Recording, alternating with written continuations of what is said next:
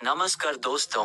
करीब एक दशक पहले जब देश के हर कोने में चारों तरफ सहारा समूह का शोर सुनाई देता था, ये समय था कि जब देश में रेलवे के बाद अगर कोई सबसे ज्यादा रोजगार देने वाला समूह था, तो वो था सहारा समूह। सहारा समूह के संस्थापक सुब्रत राय का करीब 4 दशक का कारोबारी सफर सफलता की बुलंदियों को छूने वाला साबित हुआ। इसकी गवाही लखनऊ की सहारा सिटी में राजनेताओं, फिल्म कलाकार और क्रिकेटर्स का लगने जमावड़ा देता था। समाजवादी पार्टी के नायक मुलायम सिंह यादव से इनके अटूट संबंध थे। कई भाजपा के नेता और कांग्रेस के कर्ता धर्ता भी इनके मुरीद थे। उन्होंने भारतीय क्रिकेट टीम को कई सालों तक स्पॉन्सर किया।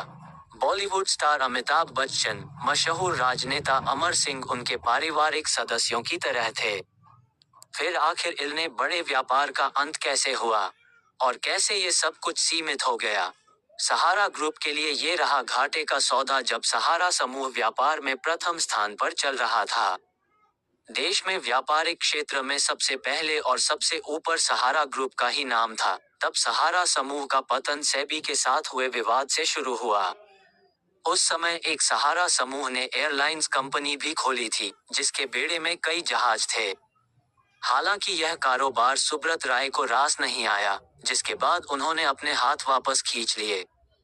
सेबी विवाद के बाद सहारा क्यू शॉप नाम से कंज्यूमर प्रोडक्ट की रिटेल चेन की शुरुआत की, लेकिन ये काम भी जल्द बंद करना पड़ गया। 24,000 करोड़ का मामला सेबी ने सहारा की दो कंपनियों में जमा निवेशकों की रकम को नियम विरुद्ध तरीके से दूसरी कंपनियों में ट्रांसफर करने पर आपत्ति करते हुए करीब 24,000 करोड़ रुपए जमा कराने का आदेश दिया था। बाद में मामला सुप्रीम कोर्ट पहुंचा। कोर्ट ने अपने विशेषाधिकार का इस्तेमाल करते हुए कई महीने तक सुब्रत राय को जेल में रखा। सहारा समूह की संपत्तियों की बिक्री पर रोक लगा दी गई। सिर्फ एक चिट्ठी ने खोल दिया काला चिट्ठा। कहते हैं कि एक चिट्ठी ने सहारा में चल रही कथित गड़बड़ियों का सारा कच्चा चिट्ठा खोल दिया था। आखिर उस चिट्ठी में क्या था और किसने लिखी थी? वो चिट्ठी दरअसल 4 जनवरी 2010 को रोशन लाल नाम के एक व्यक्ति ने नेशनल हाउसिंग बैंक को हिंदी में लिखा एक नोट भेजा। रोशन लाल का दावा था कि वो इंदौर में रहते हैं और पेशे से सीए हैं।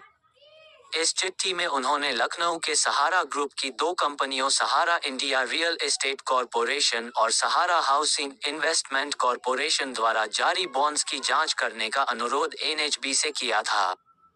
उनका कहना था कि बड़ी संख्या में लोगों ने सहारा ग्रुप की कंपनियों के बॉन्ड खरीदे हैं, लेकिन ये नियमों के मुताबिक जारी नहीं किए गए हैं। दरअसल सहारा समूह के चेयरमैन सुब्रत राय बीते कई महीनों से अस्वस्थ थे। करीब 2 माह पूर्व वो इलाज के लिए मुंबई गए थे। मुंबई में बीती मंगलवार की रात बीमारी से लड़ते लड़ते वो जीवन की जंग हार गए। वो अपने पीछे पत्नी स्वप्ना राय और 2 बेटों सुशांतो और सीमांतो को छोड़ गए हैं। तीनों कई साल से विदेश में।